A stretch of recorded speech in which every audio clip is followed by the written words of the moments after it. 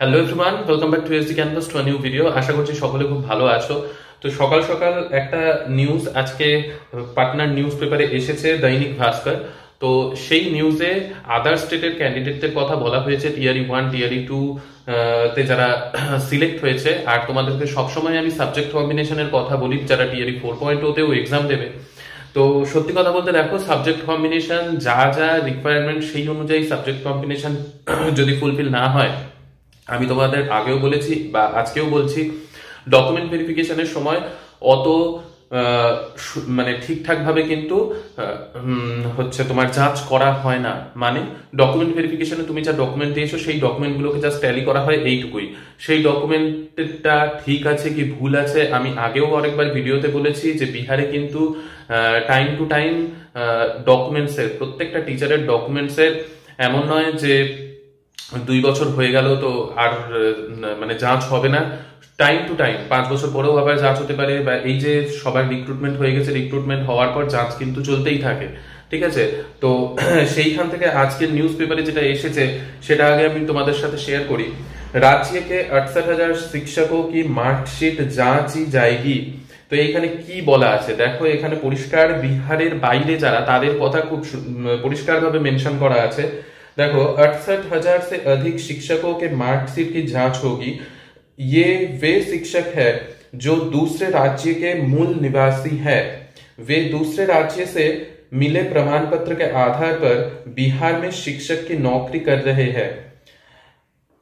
इसमें सबसे अधिक 24,000 शिक्षक बीपीएससी द्वारा नियुक्त हुए हैं। तो 68,000 शिक्षक में से 24,000 बीपीएससी टीआरई 1 टीआरई 2 में सिलेक्टेड जो कैंडिडेट है वो 24,000 के बारे में बोला जा रहा है।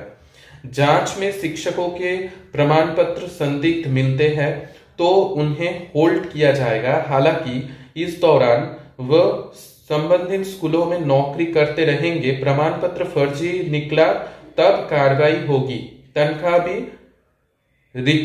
रिकवरी किया जाएगा। बिहार में 76,000 स्कूलों में 5,50,000 शिक्षक है। इनमें से लगभग 68,000 शिक्षक यूपी, झारखंड, पश्चिम बंगाल, हरियाणा, दिल्ली, राजस्थान के निवासी है। इन शिक्षकों के सीटेट में प्राप्त नंबर, प्रमाण पत्र, सक्षमता परीक्षा के सर्टिफिकेट की जांच की जाएगी।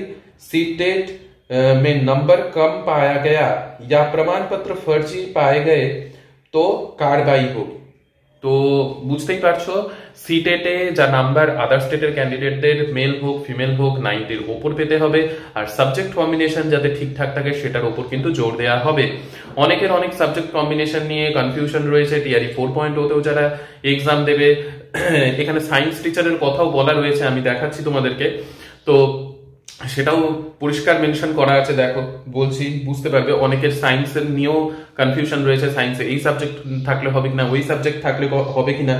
তো দেখো খুব পরিষ্কার ভাবে লেখা আছে। তারপরে प्राथमिक शिक्षा के निदेशक पंकज कुमार ने बताया कि जो शिक्षक निलंबित है उन्हें अभी राज्यकर्मी बनने के लिए इंतजार करना होगा। साथ ही जो शिक्षक दूसरे विषय से उत्तीर्ण है उनकी नियुक्ति पर भी रोक है। अभी 12,000 सर्टिफिकेट की हो रही है जांच, जिनमें से 12,000 से अधिक संदिग्ध शिक्षकों को पकड़ा गया है। इसमें 20% शिक्षक के दिव्यांग, खेल और अनुभव सर्टिफिकेट संदिग्ध है। 20% शिक्षकों की मार्कशीट संदिग्ध है। 50% शिक्षकों की सीटेट की नंबर 60% से कम है। 10% शिक्षकों की नियुक्ति ऐसी हुई है जो निर्धारित विषय से संबंधित ही नहीं है। এইটা হচ্ছে মেইন পয়েন্ট।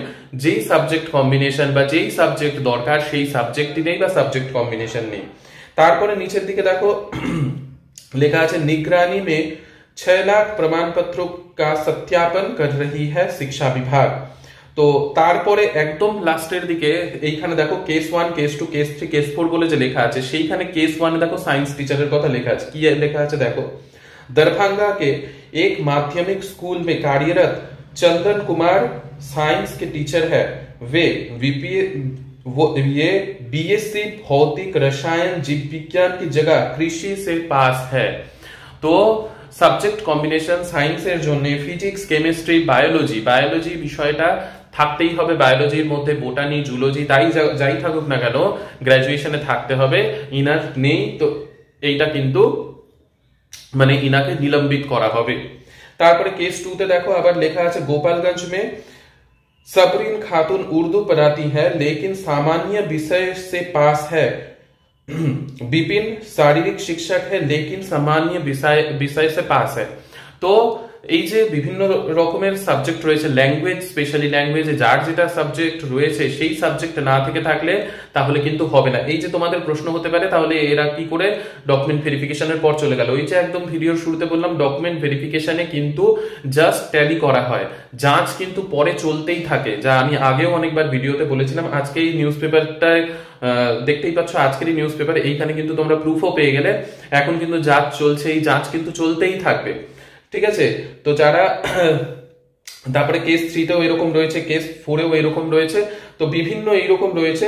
তো যারা এরকম ভুল প্রমাণপত্র বা মনে করো অনেকে এইরকম রয়েছে যে আধার কার্ডেরও একটা কথা লেখা রয়েছে, আধার কার্ডে রিসেন্ট কোনো অ্যাড্রেস চেঞ্জ করেছো, এইরকম ক্ষেত্রেও এই যে দেখো আধার কার্ডের কথা এখানে লেখা আছে কেস 3 তে। पश्चिम चंपारण के एक माध्यमिक स्कूल में कार्यरत बलिराम कांत के आधार में पता एवं नाम दोनों में परिवर्तन किया गया।